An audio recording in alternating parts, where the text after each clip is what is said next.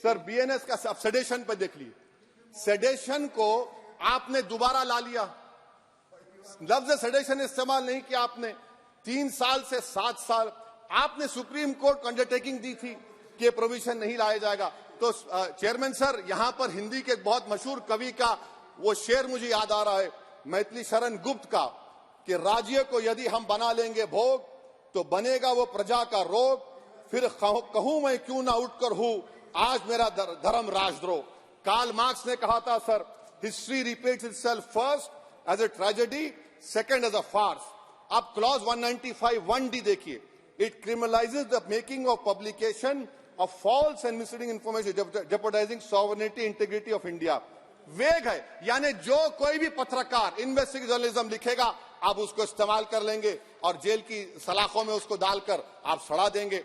Sir मैं आपको और एक बात बताना चाहूंगा कि रैश एंड नेग्लिजेंट एक्ट जो आईपीसी में था 2 साल थे 304, आप उसको बढ़ाकर 5 साल कर दिए 1061 में BNS 1 में। और rash and negligent driving 304 IPC में था 2 साल की सजा, आपने 10 साल कर दिया। यह क्रिमिनल जुरिस्प्रूडेंस का हिस्सा नहीं है। अच्छा, क्रिमिनल ऑर्गेनाइजेशन उत्तर प्रदेश में यूपी गैंगस्टर एक्ट में एक चार्जशीट में गैंगस्टर एक्ट लगता। सर आप बताइए फिर यूएपीए का क्या होगा, पीएमएलए का क्या होगा, महाराष्ट्र मकोका क्या क्या होगा, गुजरात के कोका क्या क्या होगा। आप ये सब कानून रख रहे हैं और एक पुलिस वाले को आप ये तमाम कानून की इजाजत देंगे। याद रखिए, जिंदगियां बर्बाद करने का काम आप कर रहे हैं और सबसे बड़ा इसका नुकसान होगा। किसका नुकसान होगा? दलितों का, मुसलमानों का, आदिवासियों का। और वो पॉलिटिकल पार्टीज जो कल आज सत्ता में है, कल नहीं रहेंगे, वो बदले की भावना से काम करते हैं। सर मुझे पुलिस ने पीटा सर 1999 22 दिसंबर को मेरे सर पर 20 टाके लगे, पीठ से लेकर पैर तक मारा गया। आपको मालूम सर क्या हुआ? तेलुगु देशम की सरकार थी, उन्होंने उन दोनों पुलिस वालों को जिन्होंने मुझे मारा था उनको आईपीएस कन्फर कर दिया। अरे चप्पन देखे बैठो तुम। प्लीज आप बैठ जाइए। टेररिज्म का देखिए सर, आप बैठ जाइए प्लीज। यूएपीए का सर मैं खत्म कर, टेररिज्म उनको रोकिए sir. Okay please sit down. Sir terrorism का डेफिनेशन में आप देखिए, यूएपीए का सेक्शन 16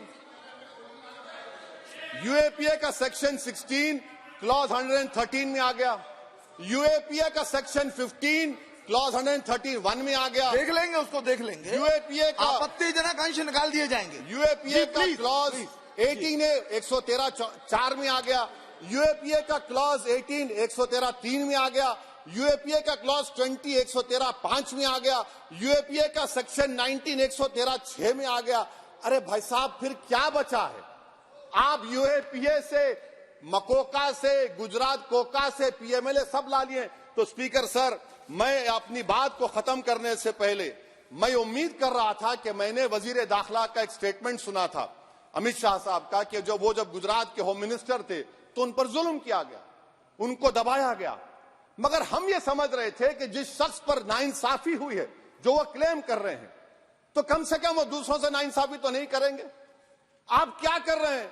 अरे ऐसे हजारों लोग हैं जिन पर जुल्म हो रहा है, ना उनके पास दलील है, ना उनके पास वकील है, ना उनके पास आजादी है। तो ये तीन सर मैं आखिर एक लव ये तीनों कवानीन हमारे मुल्क की जमहूरियत के लिए, इन गरीब तबकात के लिए नुकसानदेह साबित होगा। और ये सरकार को मैं चार्ज दे रहा हूं, आप चेक रिपब्लिक में निखिल गुप्ता बैठा है, लेके आओ ना उसको।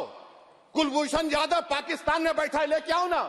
कतर में हमारे फौजी बैठे, लेके आओ ना उनको। अरे कहां तुम्हारी देशभक्ति है? अरे निखिल गुप्ता को लाओ, इस कानून में इस्तेमाल करो। मगर वो नहीं बोलेंगे। मैं इस कानून के मुखालिफत में खड़ा हूं जो भारत की जमहूरियत के लिए खतरा बनेगा। शुक्रिया सर। श्री पुष्पेंद्र सिंह चंदेल।